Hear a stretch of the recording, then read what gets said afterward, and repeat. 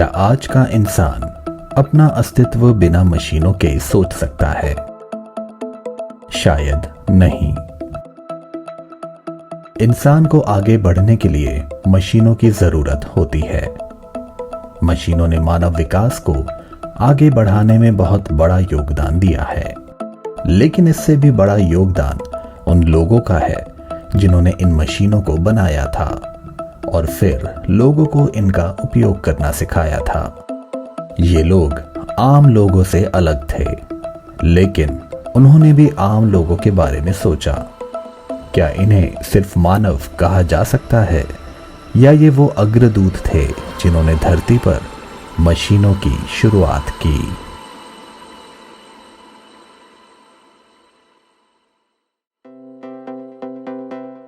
लेकिन पहली मशीन कहां से आई और इसे किसने बनाया?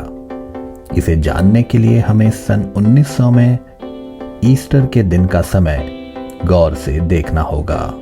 सन 1900 में एंटीकाइथेरा नाम के द्वीप के पास ईस्टर के दिन कुछ गोताखोरों ने अपना लंगर फेंका। हालांकि यह सामान्य से दिखने वाली एक घटना थी, लेकिन इससे एक ऐतिहासिक घटना की खोज हुई जो इंसानों के लिए 2000 सालों से समुद्र के तल पर इंतजार कर रही थी, और इस मशीन को एंटीकाइथेरा नाम दिया गया। गणना का इतिहास एंटीकाइथेरा मशीन से शुरू हुआ था, जो कुछ 18 से 50 ईसा पूर्व में बनाई गई थी। वैज्ञानिकों ने इस पुरानी मशीन की जांच की और जाना कि यह कोई मलबा नहीं बल्कि एक गणना करने वाली मशीन थी।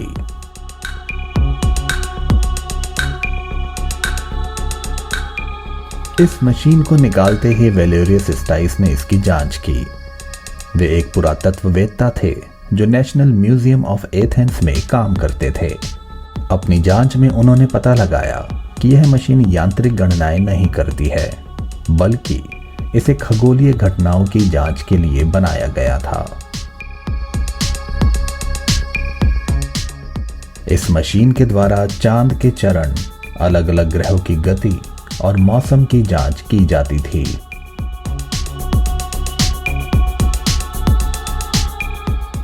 इस मशीन को ग्रहों के घूमने और उनके चक्कर की गणना करने के लिए बनाया गया था।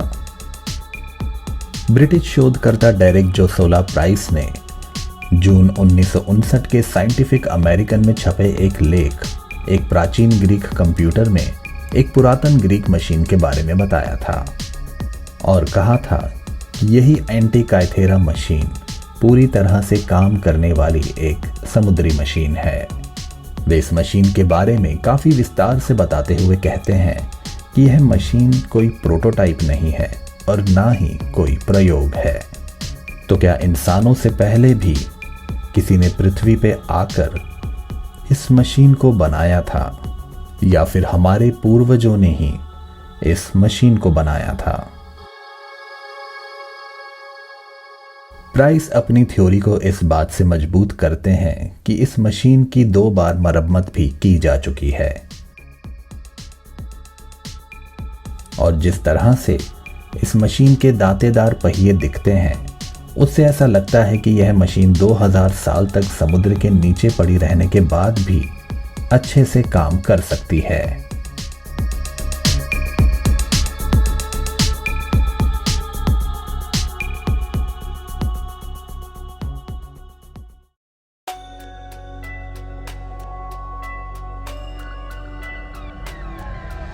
जब चर्चा मशीनों की होती है तो पता चलता है कि एक और मशीन थी जो बहुत सी संख्याओं की गणना करती थी।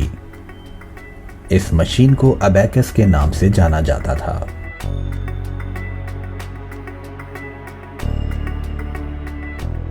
जो 2 लंबी धराइयों पर रखे गए छोटे गोले के माध्यम से संख्याओं की गणना करती है।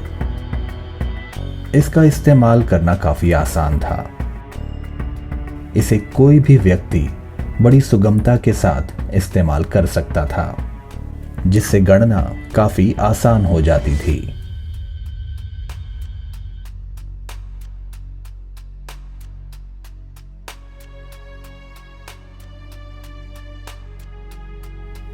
हालांकि अबैकस की गणना की कहानी खत्म नहीं होती, क्योंकि जितनी शक्तिशाली यह मशीन थी उतनी ही सटीक यह गणना करती थी।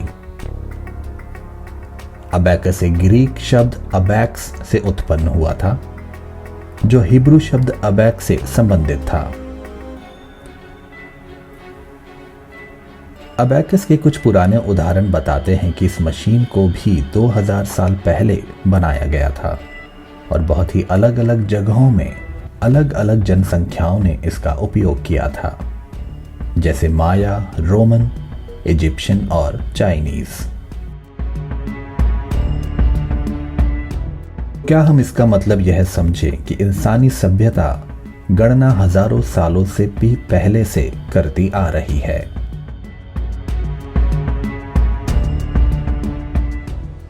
अबैकस की खोज समय की धुंध में कहीं खो सी गई थी और उसके बारे में यह जानना काफी मुश्किल हो गया कि किस सभ्यता ने इसे बनाया था।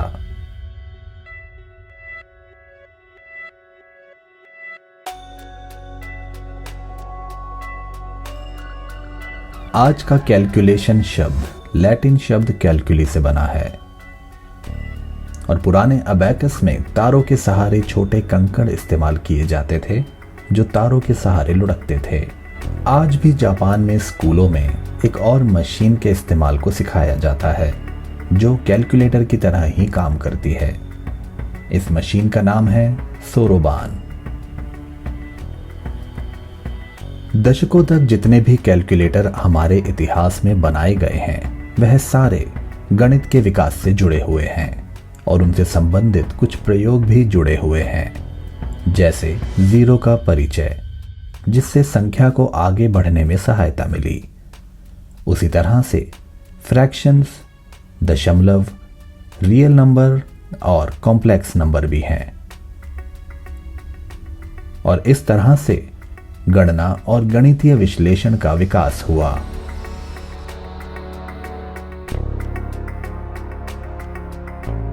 जॉन नेपियर, जिन्होंने लघु गणक यानी लॉगरिदम्स के अध्ययन के लिए नेपियर बोन्स का आविष्कार किया। यह भी एक छोटा सा सिस्टम था जिसमें छोटी लकड़ियों के उपयोग से गुणा और विभाजन किया जाता था। इसे इस्तेमाल करना भी काफी आसान था। गणित और यांत्रिक गणना के इतिहास में लघु गणक का अध्ययन बहुत ही महत्वपूर्ण समझा जाता है। इसे बनाने वाले जॉन नेपियर थे, जो एक स्कॉटिश गणितज्ञ थे जिन्होंने इस छोटी मशीन को 1612 में बनाया। नेपियर ने ऐसा सिस्टम बनाया जिसमें छोटी लकड़ियों का इस्तेमाल किया गया जिनके ऊपर नंबर अंकित थे और इन्हीं नंबरों की वजह से गुणन और विभाजन होता था। इन्हीं छोटी लकड़ियों को बाद में नेपियर्स बोन्स कहा गया, जिनके अंदर कुछ मुड़ी हुई रॉड होती थी जो हाथी दांत की बनी हुई होती थी और इसी से नेपियर गुणा और विभाजन करते थे। किसी भी एक नंबर को दूसरे नंबर के साथ कैलकुलेट करने के लिए बोन्स को अलग अलग कॉम्बिनेशन में रखा जाता था और उनके ऊपर जो नंबर लिखे होते थे उन्हीं नंबरों के सहारे गणना की जाती थी।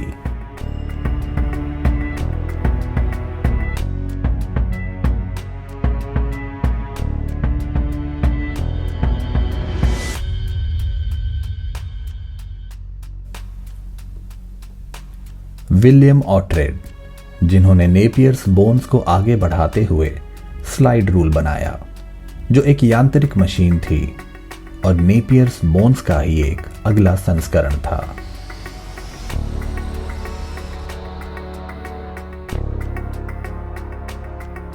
स्लाइड रूल अलजेब्रिक और ट्रिग्नोमेट्रिक इक्वेशंस को काफी जल्दी हल कर सकता था। स्लाइड रूल 3 दशमलव तक की गणना कर सकता था और 1970 तक इसे बहुत ज़्यादा इस्तेमाल किया गया, लेकिन जल्द ही इसे कैलकुलेटर से भी रिप्लेस कर दिया गया था। तो क्या गणना का इतिहास यहीं पर खत्म हो जाता है? ऐसा नहीं है। क्योंकि विलियम ऑटरेट के अलावा भी कोई था जो गणना पर काम कर रहा था। Blaise Pascal. नेपियर के काम के 30 साल के बाद 1642 में 21 साल के फ्रेंचमैन ब्लेज पास्कल ने एक यांत्रिक कैलकुलेटर बनाया जिसे पास्कलाइन भी कहा गया। शुरुआत में पास्कल अपने टैक्स ऑफिसर पिता की इस मशीन से मदद किया करते थे। आज की तारीख में 50 मैकेनिकल कैलकुलेटर हैं जो पास्कल ने बनाए हैं और जिनको पूरे विश्व के अलग अलग साइंस म्यूजियम में रखा हुआ है। लेकिन क्या केवल पास्कल, नेपियर और विलियम ही थे जिन्होंने कैलकुलेटर्स पर काम किया था?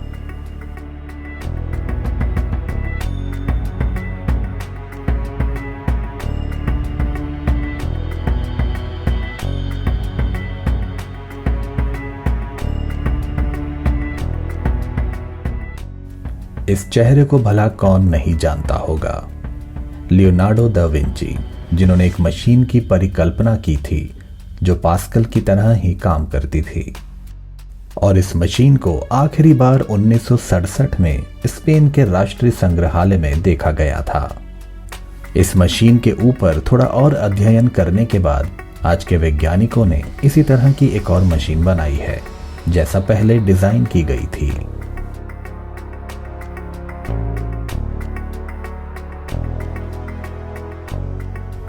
इस समय तक जितने भी कैलकुलेटर बनाए गए वे सारे मैकेनिकल कैलकुलेटर थे। पास्कल की खोज के बाद बहुत से और भी लोगों ने मैकेनिकल कैलकुलेटर बनाए, और गौर करने वाली बात यह है कि उस समय कोई इलेक्ट्रॉनिक कैलकुलेटर के बारे में जानता तक नहीं था।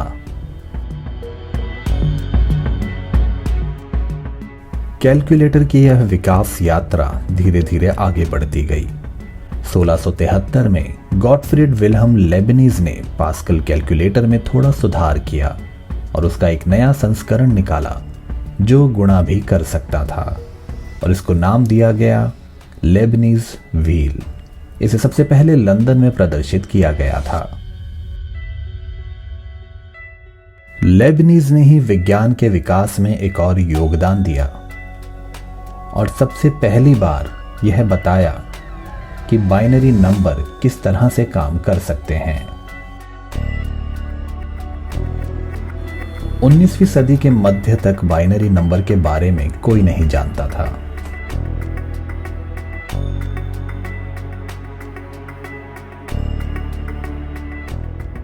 और इसी सदी में बाइनरी नंबर के ऊपर वापस काम किया गया और बाइनरी कैलकुलस को वापस बनाया गया, जिसे बनाने वाले थे जॉर्ज बूल। ये जॉर्ज बूल ही थे जिन्होंने अलजेब्रा ऑफ इलेक्ट्रॉनिक कैलकुलेटर्स को बनाया था। पास्कल और लेबनीज की मशीनों के 2 शताब्दी के बाद यांत्रिक गणित को चार्ल्स बैबेज, जो एक अंग्रेजी समाजवादी थे और मशीनी निर्माण में गहरी रुचि रखते थे, इन्होंने और विकसित किया और सुधारा। 1820 में बैबेज ने डिफरेंस इंजन पर काम करना शुरू किया। यह एक ऐसी मशीन थी जो पॉलिनोमियल इक्वेशंस यानी बहुपद समीकरणों को हल करने में सक्षम थी, और इसी मशीन को आधुनिक कंप्यूटर का पूर्वज भी माना जाता है। 1822 में बैबेज ने अपने इंजन का एक प्रोटोटाइप रॉयल एस्ट्रोनॉमिकल सोसाइटी को दिखाया और उन्हें उनके लेखन के लिए सोसाइटी द्वारा एक स्वर्ण पदक प्रदान किया गया जिसका शीर्षक था observations on the application of machinery to the computation of mathematical tables. दुर्भाग्यवश प्रोटोटाइप से वास्तविक इंजन की यात्रा सोची गई यात्रा से कहीं अधिक कठिन थी, क्योंकि डिजाइन के अनुसार धुरी, दांतेदार पहियों और गियर्स को बनाने के लिए विशेष मशीनी उपकरण चाहिए थे। रॉयल एस्ट्रोनॉमिकल सोसाइटी में प्रस्तुत किए गए छोटे प्रोटोटाइप के उद्देश्यों के लिए मैकेनिकल कंपोनेंट्स की असमानता एक महत्वपूर्ण मुद्दा नहीं था। हालांकि अंतिम संस्करण में मशीन के छोटे छोटे दोष मिलकर बड़े होने लगे, जिसकी वजह से मशीन चलते चलते अचानक से बंद हो जाती थी और कुछ छोटे मशीन उपकरण खराब हो जाते थे। कई निष्फल प्रयासों के बाद सरकारी धन भी कम पड़ गया और बैबेज ने डिफरेंस इंजन बनाने की योजना त्याग दी।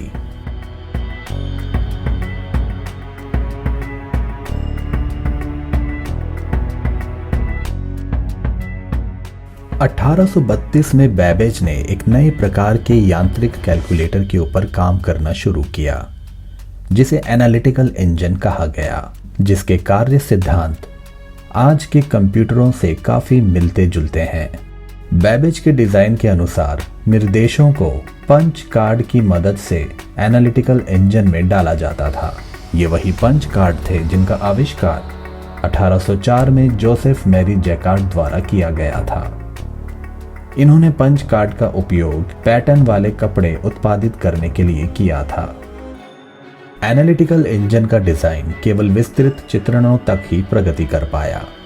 हालांकि बैबेज के तकनीकी समाधानों के साथ साथ पंच कार्ड का उपयोग करने का विचार कैलकुलेटरों के डिजाइन की कला पर एक स्थायी प्रभाव छोड़ गया। बैबेज के अन्य योगदानों में मेल सिस्टम भी शामिल है। उन्होंने दिखाया कि डाक टिकट के लिए दिए जाने वाले भुगतान की दर ट्रांसपोर्ट की लागत से भी ज्यादा होती है। उन्होंने इसी सिद्धांत को ध्यान में रखते हुए चिट्ठियों को यूरोप के किसी भी हिस्से में भेजने के लिए एक ही कीमत लेने वाली एक नई सुविधा की शुरुआत की। Augusta Ada Byron. Lord George Gordon Byron की बेटी ऑगस्टा एडा बायरन उन चुनिंदा लोगों में से थी जिन्होंने बैबेज की प्रतिभा को समझा।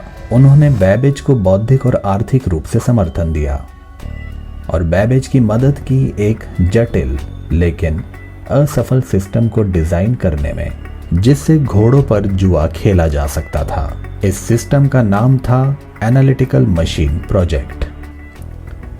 एडा बायरन एक गणितज्ञ थी जिन्हें अक्सर इतिहास की पहली प्रोग्रामर के रूप में भी बताया जाता है। 18 अक्टूबर 1871। इस दिन बहुत ही कम लोगों को पता होगा कि बैबेज ने दुनिया को अलविदा कह दिया था। इस समय वह वृद्ध थे, अकेले थे और उनके पास कोई नहीं था। बैबेज अपने जाने के बाद बहुत सी यादें छोड़ गए थे जिन्हें एक पुस्तक में दर्ज किया गया। इस पुस्तक का नाम था passages from the life of A philosopher, जहां उन्होंने कैलकुलेटरों में अपनी रुचि की उत्पत्ति पर चर्चा की है। वे बताते हैं कि कब उन्होंने पहली बार यांत्रिक रूप से अरिथमेटिक टेबल्स की कैलकुलेशन के बारे में सोचा। वे बताते हैं कि एक शाम को मैं कैम्ब्रिज की विश्लेषणात्मक सोसाइटी के कमरों में बैठा था। मेरा सिर मेज पर झुका हुआ था और मैं एक प्रकार के ख्वाबी दुनिया में था। उसी समय मेरे सामने टेबल ऑफ लॉगरिदम्स भी खुली हुई थी। एक और सदस्य जो दूसरे कमरे से मेरे कमरे में आए, वे मुझे आधा सोता हुआ देखकर जोर से बोले कि बैबेज, तुम किसके बारे में सपने देख रहे हो? जिसका मैंने जवाब दिया, मैं सोच रहा हूं ये सभी टेबल्स और लॉगरिदम्स किसी मशीन की मदद से भी हल की जा सकती हैं।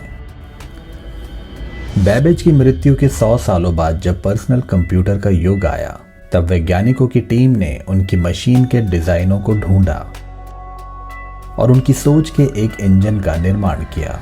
इस इंजन को डिफरेंस इंजन नाम दिया गया, जिसे साउथ केंसिंगटन, लंदन के साइंस म्यूजियम में बनाया गया था। और इस इंजन को 29 नवंबर 1991 को बैबेज के जन्मदिन के उपलक्ष्य में रखा गया था।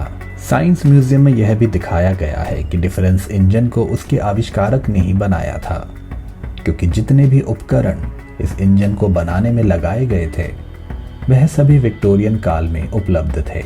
साइंस म्यूजियम के इस काम ने चार्ल्स बैबेज को श्रद्धांजलि दी, जो अपने जमाने से बहुत आगे की सोच रखते थे।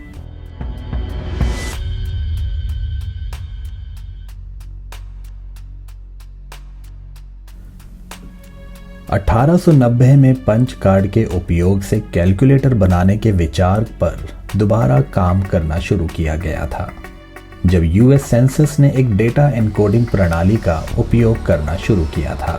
इस प्रणाली में पंच कार्ड लगाने की जरूरत पड़ती थी, जिसे हरमन हॉलरिथ ने बनाया था, जो जर्मनी से आए हुए एक अप्रवासी थे। 1886 में हॉलरिथ ने मशीन बनाने वाली एक कंपनी बनाई, जो उस समय बहुत ही छोटी कंपनी थी, जिसे 28 साल बाद IBM के नाम से जाना जाने लगा।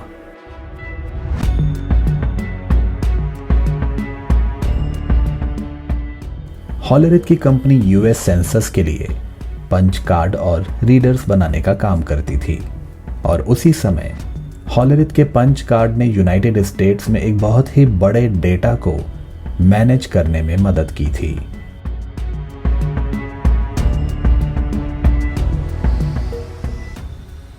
(1882 और 83 के दौरान Hollerith Massachusetts institute of technology में मैकेनिकल इंजीनियरिंग पढ़ा रहे थे, और उन्होंने MIT और कंप्यूटर विज्ञान के इतिहास के बीच एक संबंध की स्थापना की। और MIT भी आगे जाकर एक ऐसी जगह बनी जहां प्रोग्रामर्स ने कंप्यूटर साइंस के इतिहास में बहुत बड़ा योगदान दिया। इसी जगह पर बहुत सारी तकनीकी और व्यावसायिक उपलब्धियां हुई, यहां तक कि इंटरनेट भी MIT ने ही विकसित किया था। समय बीतता रहा और कैलकुलेटर के विकास में अलग अलग प्रयोग भी होते रहे। 1936 में कैलकुलेटर का विकास जर्मनी में अपने शीर्ष पर था। कोनराड जूस, जो बर्लिन से थे, और हेलमुट श्रेयर, जो उनके दोस्त थे, इन्होंने Z1 नामक विद्युत कैलकुलेटर बनाने की शुरुआत की, जिसको उन्होंने 1938 में पूरा किया। जूस ने अपना प्रोजेक्ट अपने माता पिता के घर में लगाया। इस तरह से वह पहले अमेरिकी हैकर थे जिन्होंने अपने घर की छोटी लैब को एक कंप्यूटर लैब में बदल दिया था, और उन्हीं से प्रेरणा लेकर आगे चलकर कैलिफोर्निया में सिलिकॉन वैली बनी।